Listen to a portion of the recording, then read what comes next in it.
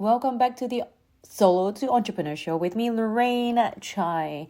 Today we're talking about something you've heard 1,000 times, like you're on any kind of growth journey. Don't stay in your comfort zone. And if you've heard it enough, it can start to sound like motivational wallpaper, like something people say because it's popular, not because it's practical. But I want to slow that down today and translate it into real life, real decisions, and the kind of thinking that actually moves the needle. Because when someone says, I'm comfortable where I'm at, or I'm comfortable where I am, what they often mean is not that life is amazing. That usually means I've built a routine I can tolerate. And sometimes, if we're being honest, it's code for, I don't want to put in the effort to change that outcome. Not because they're a bad person, not because they're not smart, but because comfort is seductive. Comfort convinces you that stability is the same as progress. And it's not. Now, here's the part I want to make clear. I'm not anti-comfort. I'm not one of those people who thinks you need to struggle forever to prove something. I actually think the goal is to build a life where you earn more options, more freedom, more space, more peace. But the real message behind don't stay in your comfort zone isn't stay uncomfortable.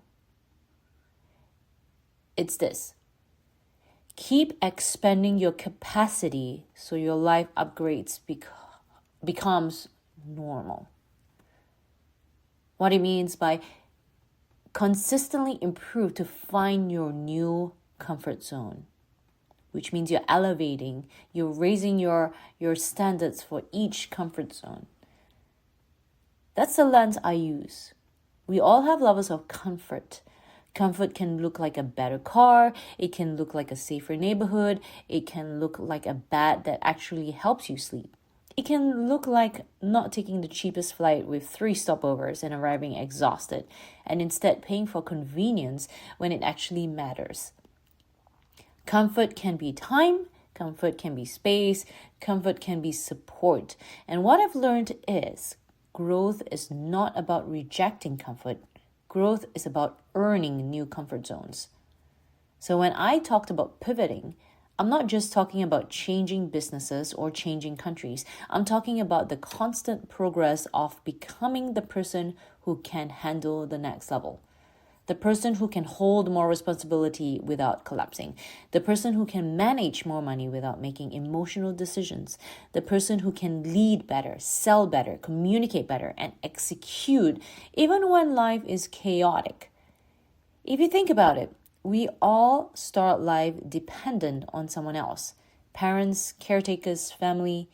Then we get our first job, our first paycheck, our first taste of independence. We buy our first phone, then maybe our first car, maybe we upgrade the clothes on our back from whatever is cheapest to whatever fits my identity. And then, for some of us, if we keep going, that becomes ownership, assets, property, investments, a business. That's not an accident. That's a result of repeating pivots, repeated upgrades in mindset and skill, repeated expansion of what you understand or consider as normal. And this is why I tell my clients, successful people aren't people who never get scared.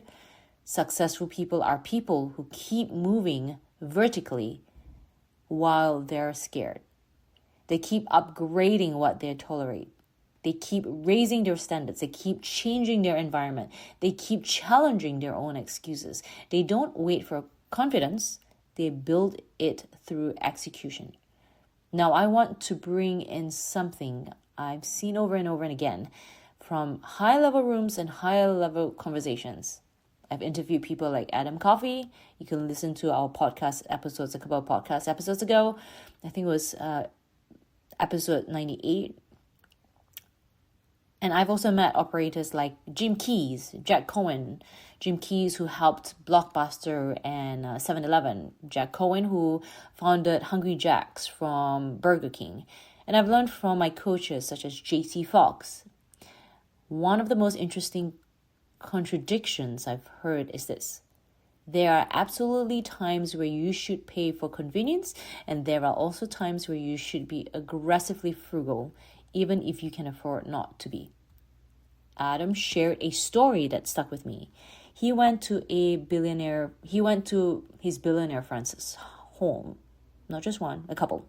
And in some areas, there were peeling paint or rust, visible rust and visible peeling paints.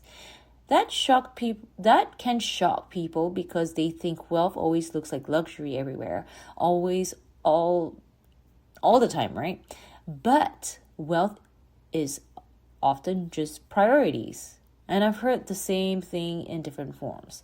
Billionaires flying economy sometimes, not because they can't afford first class, but because it doesn't matter to them on that day, or because they rather deploy capital and attention somewhere else. That's not being cheap, that's being intentional. And this is where people get confused. They think growth means spending money to look successful, but real growth is knowing the difference between worth and waste.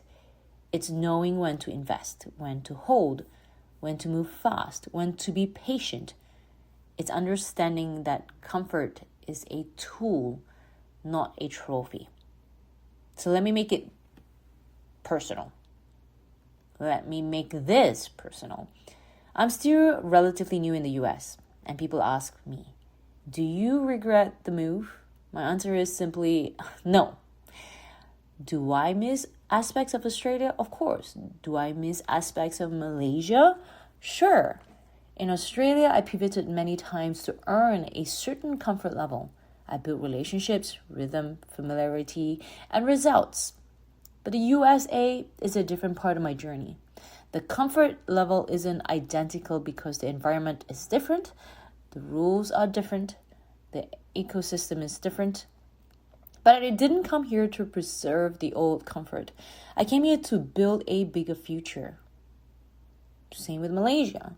Sure, I miss the food there and the comfort. My ability to spend there is different.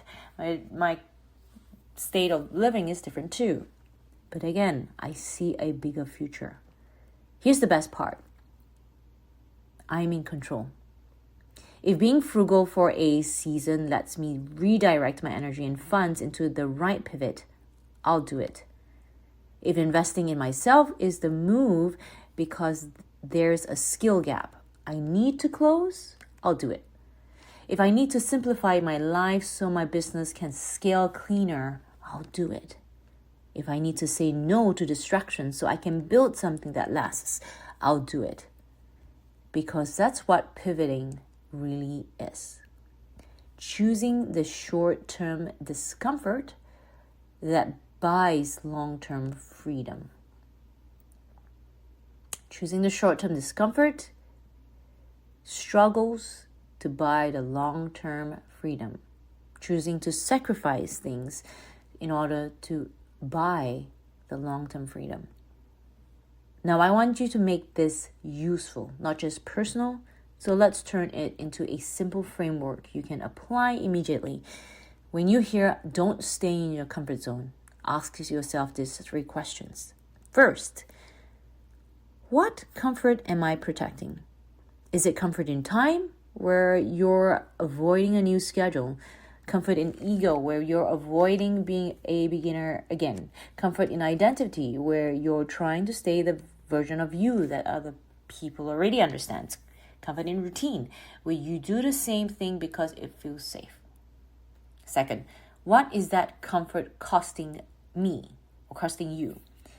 Because comfort always has a price. If you're comfortable in a job you don't love, the price might be your potential. If you're comfortable undercharging, the price might be burnout. If you're comfortable not posting, not selling, not networking, the price might be invisibility. And invisibility is expensive. Third, what's the next comfort level I actually want to earn? What's the next comfort level you actually want to earn? Not the fantasy version, the real one. Is it stable income? Is it moving countries? Is it consistent clients? Is it buying time back? Is it building a team? Is it peace? Is it the flexibility of being able to work wherever you want to be, whatever time you want to do it at? Is it options? Because you know the comfort you want, you can reverse engineer the pivots required to get there. And as a business coach, one of my jobs is to constantly remember what it felt like when I was earlier in my journey, when the pivots felt heavier, when the confidence wasn't fully built yet, when everything felt like a risk. I have to be able to explain things in a way that would land for my younger self, that would make sense for my younger selves, not just for the version of me that has already lived through it. But I also need to say this.